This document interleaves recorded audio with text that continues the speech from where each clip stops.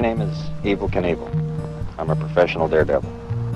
I wear a red, white, and blue #1 on my shoulder because I think I'm the best. In my business, you have to think you're the best, you end up dead. A lot of people ask me why I do what I do. And I figure there are 3 mysteries to life. That's where you came from, why you do what you do, and where you're going to go. Nobody knows the answer to those questions. Few people in the world truly have grit. They think that those who are afraid of death are fools. And those who are like that live by their own rules and think that what you really need to do to feel alive is to love life so much, to risk it, to feel even more alive. Evel Knievel, this grit, he said he had it in him, burning in his soul. For more than 300 times, he put his life in the hands of crazy, reckless jumps. Over Caesar's Palace, between a pool of sharks, over 13 London buses, over a canyon, mostly riding bikes with no suspensions that could withstand those flights. During his career, he broke 433 bones and was in a coma for months. He was the symbol of throwing one's heart over the hurdle, of never giving up. But he also became the madman that Americans wanted to see die on live television, and then to get back up, all in the name of entertainment. Over time, the jumps became more extreme, more deadly, as fame and money got bigger. Evel Knievel had become Superman, at the mercy of the extreme, a gladiator looking at mortality. But then again, his profession was danger.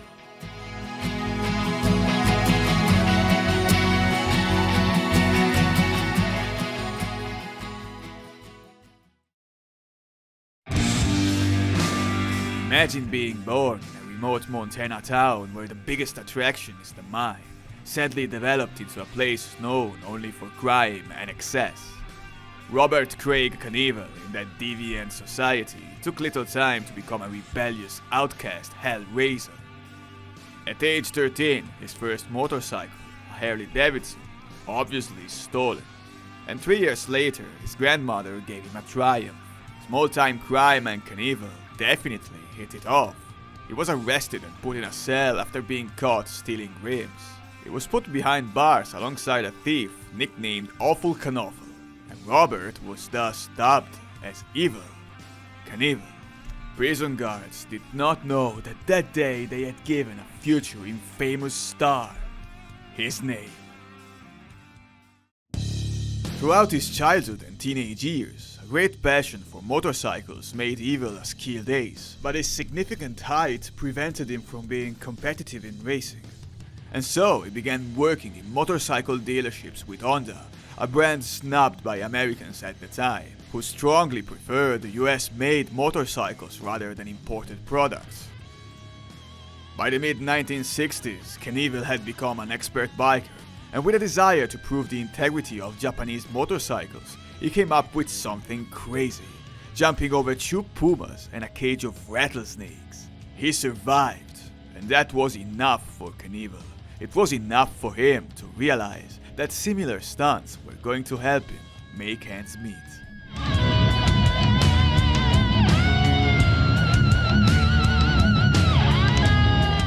Knievel began to be noticed as the only man willing to bring these crazy jumps to life.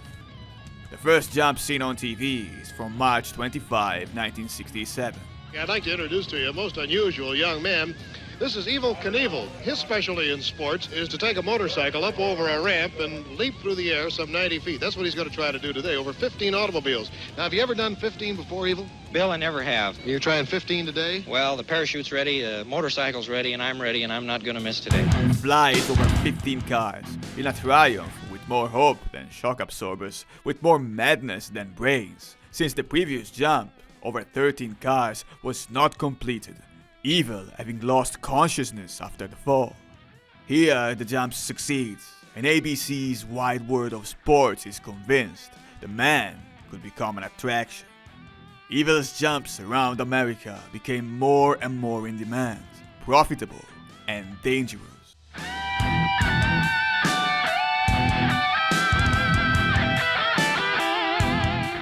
Evel Knievel was ready to capitalize on the moment, and came with the idea of staging something gigantic, which would literally and figuratively launch him into the stratosphere of mainstream media made in USA, jumping over the fountains of Caesar's Palace in Las Vegas for the world to see. To convince the local entrepreneurs, Evel went on several calls disguising his voice, pretending to be his own lawyer, manager, and TV producer. Those were the late 1960s, and it took little to bamboozle and convince. The deal was made. $4,500, room and board for 3 jumps, December 31, January 3, and 6. No insurance. The owner of the palace and Knievel stood in front of the huge fountain. "Do you really think you can jump over this giant thing?" the owner told him. Who was this man, and why did he want to do something like this? Journalists wondered, and the whole world. Curiosity, morbidity, the risk, the show, it was all that was necessary to attract the masses. The event was widely promoted, and huge crowds lined up in front of the fountains at Caesar's Palace to witness the flight between life and death of a man ready to die on the ground to live in the sunlight. Evel believed he could largely pull it off. After all, his team agreed to place the ramps very close together, and so he decided not to do any rehearsals and to work off his anxiety at a local bar. He showed up late at the event, got on the bike, and went out into the audience. It was there that he noticed that, in fact, the ramps were much farther away than expected. Evel realized that the jump could actually be deadly. He looked at the audience around him and the TV cameras. Fly in the air, live in the sunlight. He puts the motorcycle in gear, accelerates, and flies.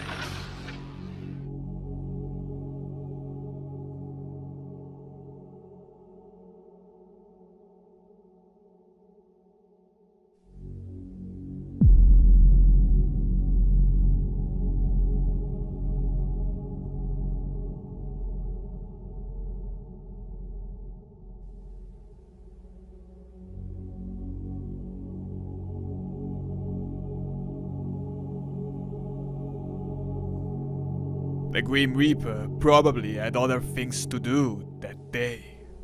1 month in a coma, all ribs broken, both hips devastated, head injury, vertebrae cracked, pelvis shattered. The footage of the fall immediately went around the world. Knievel had instantly become the symbol of throwing the heart over the hurdle, of never giving up. But he also became the madman that Americans wanted to see die on the air, but also get back up for the love of entertainment. In the span of time of the next 6 years, Knievel launched himself over trucks and cars lined up in a row, over Cadillacs and Chevrolets. Some jumps went well, and some damn badly. August 68, broken leg in an attempt to jump 13 cars. October 68, dislocated shoulder and hip in an identical stunt. May 70, falls on ramp after flying over 13 trucks, broken collarbone. July 70, fractured ribs and vertebrae in 19-car jump. August 70, broken vertebrae, hand and ribs after jumping too long. Broken hand on October 71, collarbone, ankle and ribs in March 72.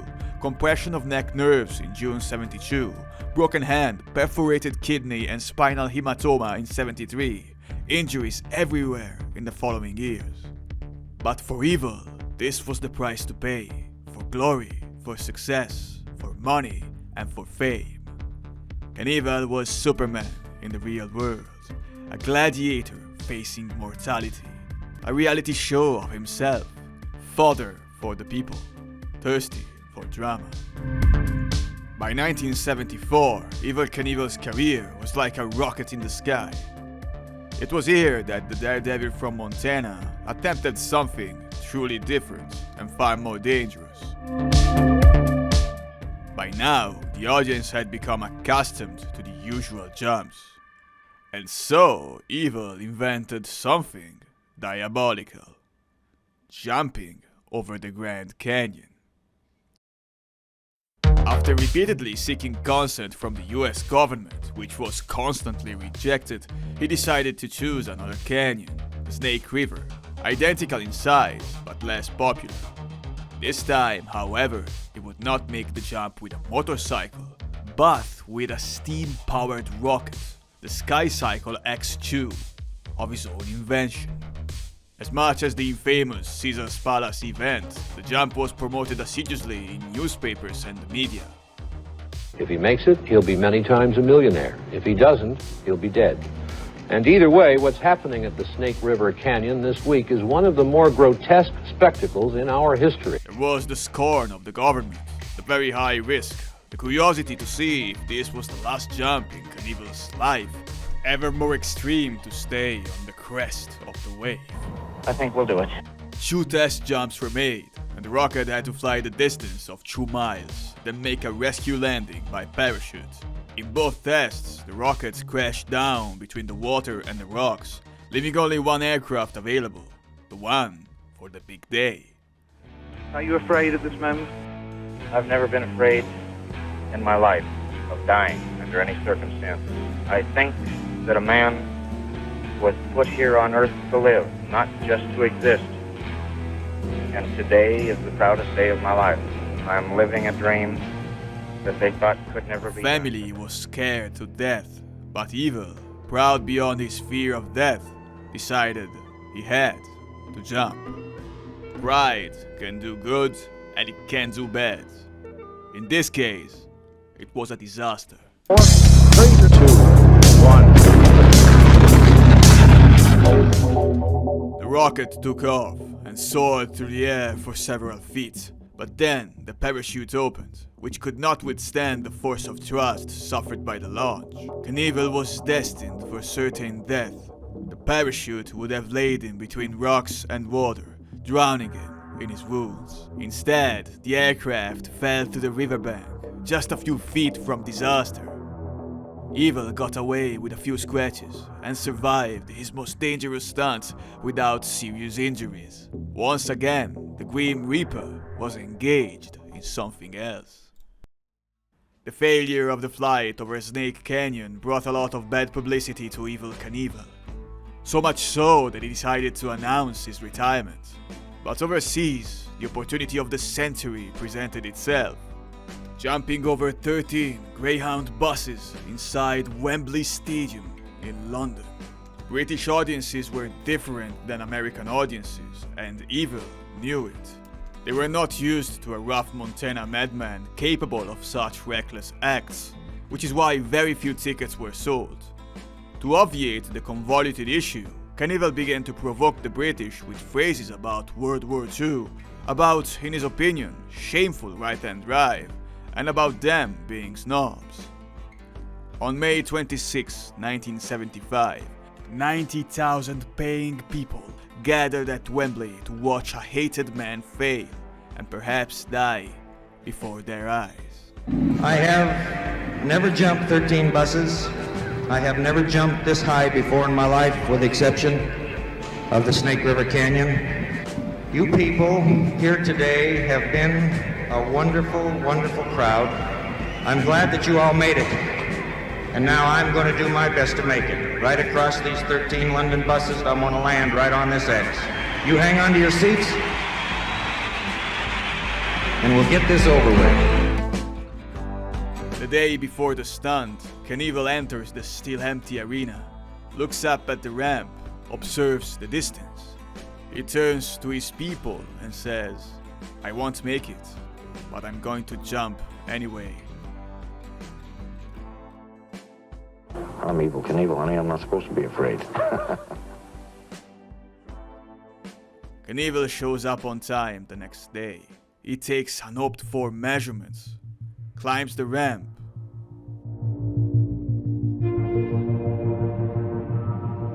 and jumps in front of 90,000 souls, the world, and his sad fate. Here he goes, and he will go.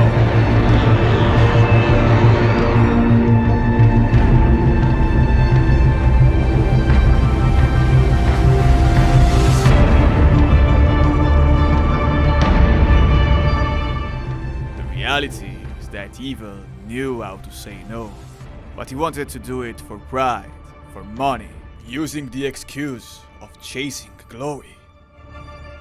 The fall, it's devastating. Massive head trauma, shattered pelvis, broken hands.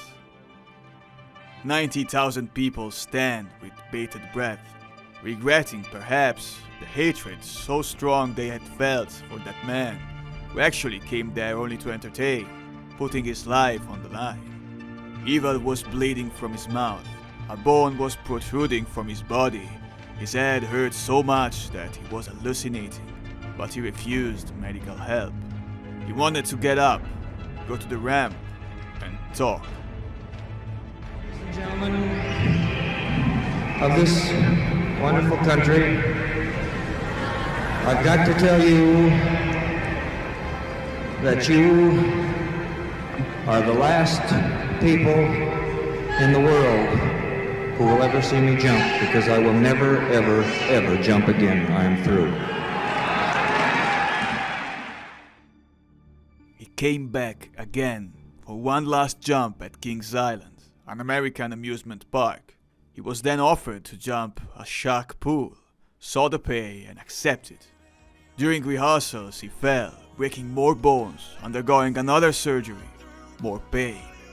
It was there that Evel Knievel decided to really quit, ending the story of a man who wanted to fly in the air, to live in the sunlight.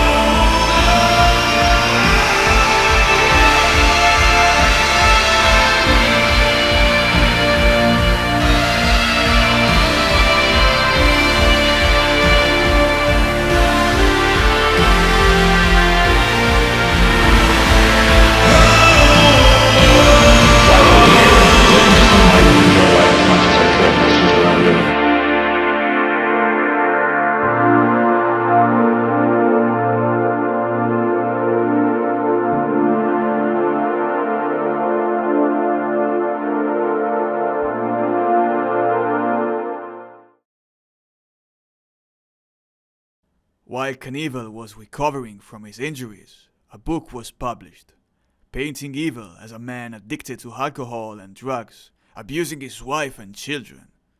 The author was a man that worked for Knievel.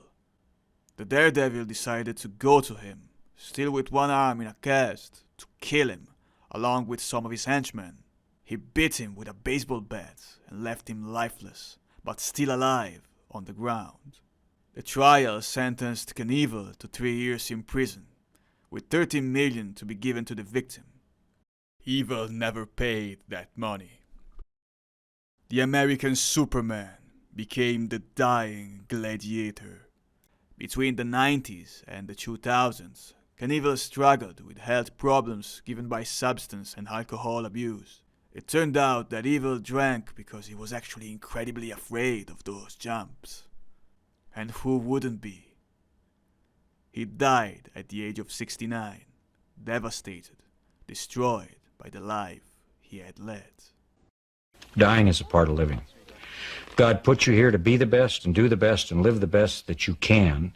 And when he's ready, he's going to take you. Now, what in the hell can a human being ask for that's better than that? This is a great world. As long as we continue to seek peace with our neighbors, it's a great world.